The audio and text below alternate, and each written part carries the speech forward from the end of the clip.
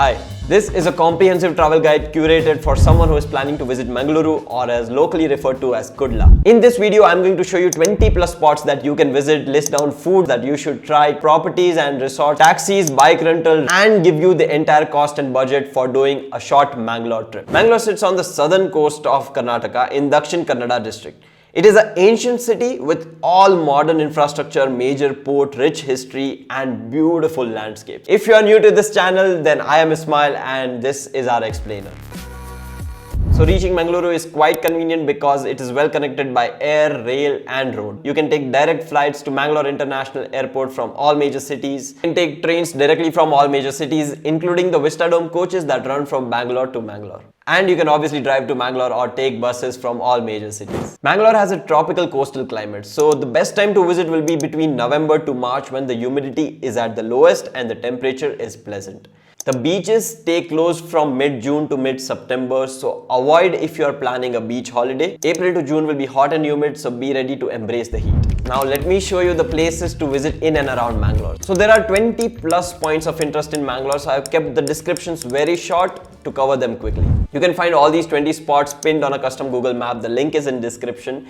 This will help you check the distances between them and plan an itinerary according to your interests. So let me list down all the beaches at one go because Mangalore has a beautiful coastline. The first is the Tanirbavi beach. A clean, quiet beach with government tree park on the banks and a long coastline to relax and enjoy the ocean. You can take surfing lessons here provided by Wave Surf School or grab a quick snack provided by local vendors. Second is the Panambur beach, a popular beach among tourists for a picnic and enjoying water sport activities when in Mangalore. The third is the Surathkal beach, which is a quiet beach not visited by too many tourists. This beach got its popularity for the shipwreck on the beach. The shipwreck will soon be cleared out by the port authority, but it still remains a peaceful beach to enjoy. Fourth is the NITK beach, another quiet beach located near the National Institute of Technology, Karnataka. It has some food vendors around and it can be a good picnic spot to escape the crowds. The next is the Shashithalu beach, a very quiet beach popular for the surf schools operating here. The beach is very clean and has a road that ends at the river mouth. The next is the Ullal beach, another quiet, peaceful beach very near to the city. It can be a great spot to enjoy a quick swim or relax at the sunset. Mangalore really has a lot of clean beaches, and that brings me to the last one, which is the Someshwar beach, the last and southernmost beach before the Kerala border. This beach is a great sunset spot. The beach has Someshwar temple dedicated to Lord Shiva on a hill above.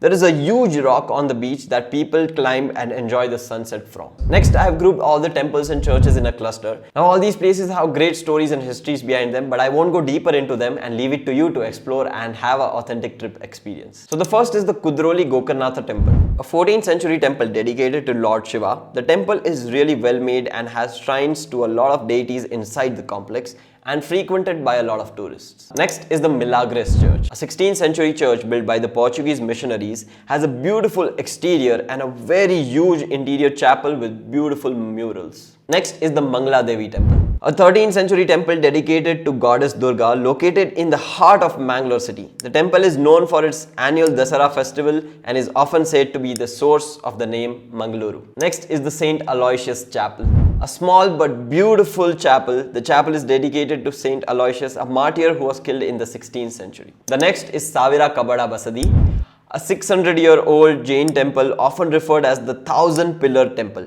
Located in the town of Mudabidri, about 35 kilometers away from Mangaluru, this is a beautiful example of Jain architecture and a must visit if you are into history. The next is Inoli Sri Somnatheshwara temple, a temple dedicated to Lord Shiva about 30 kilometers from Mangaluru. It sits on a top of a hill overlooking a meandering river. The temple is not too frequently visited but has a unique structure and offers a beautiful view. The last in this cluster is the Kadri Manjunath temple. This popular temple complex has almost a 1,000-year-old history and you can witness some popular events like the car festival during Makar Sankranti and the local buffalo bull racing called Kambala here. Please make sure to dress appropriately when visiting these places of worship to not hurt the worshippers' sentiments. Now the last cluster has all the other places to visit when you are in Mangalore. The first is Sultan Battery, a small watchtower built by Tipu Sultan about 250 years ago on a river bank. It served an important function to protect Mangalore from ships entering inside from the ocean during British invasions. Now it's just a ruin offering a panoramic view of the city and landscape around.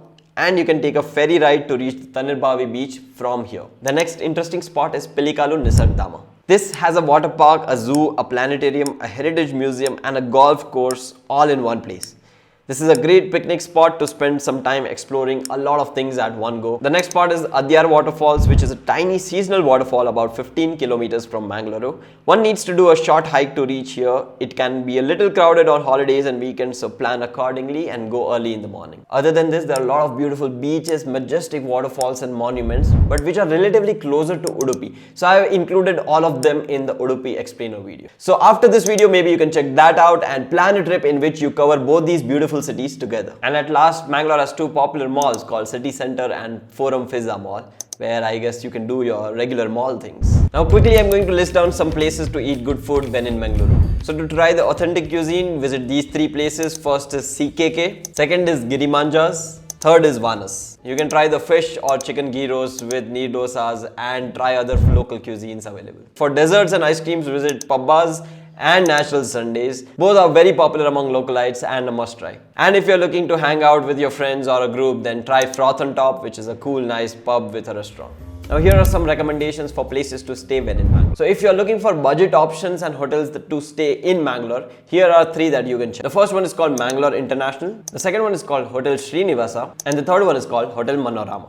And if you want a comfortable experience with a little bit of luxury, you should definitely check these three out. The first one is Vivanta International, the second one is Ocean Pearl, and the third one is Goldfinch Hotel, Mangaluru. So how do you go around visiting all these places in Mangaluru? Mangaluru has a good network of local buses and auto rickshaws taking you across the city. However, visiting all the tourist spots is difficult by public transport. You can rent a full day taxi for about 2500 to 3500 rupees per day. I'm leaving some numbers of taxi operators operating in Mangaluru. A two-wheeler rental usually costs about 500 rupees per day, and I'm leaving some contact details for the two-wheeler rental agencies in Mangaluru on your screen. Now coming to the budget and costs for a Mangaluru trip. So for this section, I have assumed that you're traveling solo for 2 days in Mangaluru and all the costs are for a comfortable experiences which are neither too budget friendly or too luxurious. Firstly, a good comfortable hotel room or your stay will cost you about 2000 to 2500 rupees. The cost of traveling around and visiting all the places will be about 1200 to 1500 rupees. Your 4 meals will be around 1200 rupees. And I'm leaving about 500 rupees for tickets, miscellaneous expenses or here and there. So the total roughly comes to around 6000 rupees. If you are 2 or more people traveling, a lot of these expenses come down because they can be split amongst all of you. We also have a digital offline ebook version of this entire video with additional sections like illustrated maps, pre-built day-wise itineraries. You can buy these from our website for multiple locations. The link is in description. On your trips, you can quickly access this ebook to check which places are near you, what else is there to do, nearby recommended restaurants, and easily see and share with others to plan your trip in the best and a seamless manner. Also, you can buy our cool minimal everyday t-shirt designs from our store. Every purchase helps in helping create more such videos on this channel. Now here's something interesting for you. Only 3.4% of people watching our videos are subscribed to our channel. So if you're one of those 96% who has not yet subscribed, join us, help us grow this channel and create more such videos. If the video was helpful, make sure to at least leave a like and go. That helps a lot to create more such videos. I'll see you in the next one. This was Ismail from Explore the Earth.